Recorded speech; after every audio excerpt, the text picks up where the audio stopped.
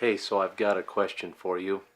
Uh, do you really know who your target audience is? So, so often when I've worked with clients and salespeople and doing coaching, I'll ask some of my clients, so who's your target audience? And it's so funny because usually I get something, well, we want everyone. We want everyone that does this particular thing. Recently I worked with a company down in Utah, and they were in the leadership space. And, I said, well, who's the target audience? Well, we want all companies because everyone's a leader, so it's everyone. And, sorry, that's just not the way it works. You can't market to everyone. You have to market to a specific group of people that have a problem that you're going to solve for them. And it needs to be a fairly specific group. Now, in the 80s and 90s, and before that, we used to talk a lot about demographics, age, income, home value, number of children, etc. But while those things, demographics still are important, they're not as important as they used to be. Now, because we have social media, we have things like Facebook, Instagram, Google. What most people think, and they mistakenly think, that these are social websites, and Google's there to help us get search results. And that actually is not the case. These companies, their primary activity is they're gathering data on us. Every day we get on there and we tell them, we like this, we like that, we don't like this is good, this is bad. We tell them the things that we're interested in. We like these books, we're a member of this group, we like this author, we like this guru. All those things, we are telling them every single day what our interests are. And they have developed algorithms that help us find people that have similar interests. They might like one interest here, interest A, but then the algorithms help us find people who also have interest A, but interest B and C as well. So we have to define who our target audience is, and we really have to get to know them. So one of the ways we do that is we get out a piece of notepad, and we ask a number of questions. The first question that I ask, and I go to Google or Bing, or whatever search engine you want to use, and I say, who, top gurus, influencers, whatever, in XYZ. So if I were going to be if I wanted to have a product that I sold fishing gear, and I wanted to sell the Bass Fisherman, I would get on Google and I'd say, top Bass Fisherman 2018, or whatever year it is. And then I'd get a number of results. I'd go down to maybe 50 different names on the list. And I'd write all those, I'd put them in my scratch paper. And then I'd go over to Facebook.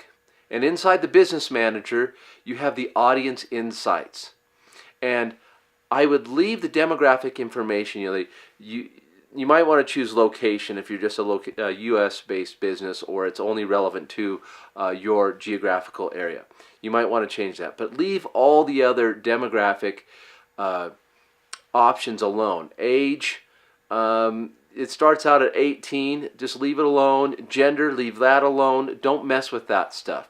But down a little bit lower, it has interests. Now, I'd go one by one for the names I got from the Google search of top bass fishermen. I'd put them into the interest category. And then Facebook would tell me if those people are available to target people who like those top bass fishermen. And then I'd create a secondary list of, because not all the names will cross over, not all the interests will be there. But I'd create that sub-list, and now later on we'd use that when we create our audiences to send our advertising to, our sponsored posts or our ads to. And then I'd ask other questions. I'd use the same process. Now, remember, I'm eliminating the names that are not in Facebook. So the reason for that is Facebook doesn't allow you to target every single one. I don't know the reason for that, but there is something behind it. Let's just leave it at that for now. So the next thing I'd say, what are the top books? What are the top magazines? top periodicals, top newspapers, top events, top associations. You start going down that list, and then before long you'll have a very large list of interests that people in your specific niche are interested in. And that's going to be much more valuable than the demographic information. Now, I will tell you a story. I worked with a group who did nursing homes, retirement facilities. And so you would think that the demographic information, they said, we want to market to people who are 55 and older. And just on an experiment, we said, no, let's leave that alone. Let's not touch the demographic information. Let's just leave it at 18 and above and just not even touch it. And when we did that, we found out that our biggest bunch of people where we were getting the most interest were actually people between the ages of 35 and 45, because it was children looking to buy for their parents. It wasn't the parents actually doing it. So I tell you that story just because I want you to understand that the demographics aren't nearly as important as the interests. And as we start searching out these interests, using Facebook as a tool, because remember, that is their primary business, is gathering information and using that to sell advertising. So they want to gather as much accurate information as they possibly can. So go through that list, start asking, who are the top influencers, the top whatever in your market space? What are the top books, top magazines, top newspapers, top events? And go down that list and compare them to what you find on Google search and then on the Facebook targeting options in the interest category. And I think that at the end of that, I will be creating another training as part of our training packages in our communities, where we go in depth on how to do this to get your exact audiences, so you're running your ads to the exact people that are most likely to be buying. Anyway, so go ahead, take some time. You might want to take 3, 4, 5 days, even a week to work on this. Really get to know what your audience is interested in, so that you know who they are and what their biggest desires are, what their fears are, what they're trying to avoid, what the pain points are, and what they want to achieve. I'll see you in the next video.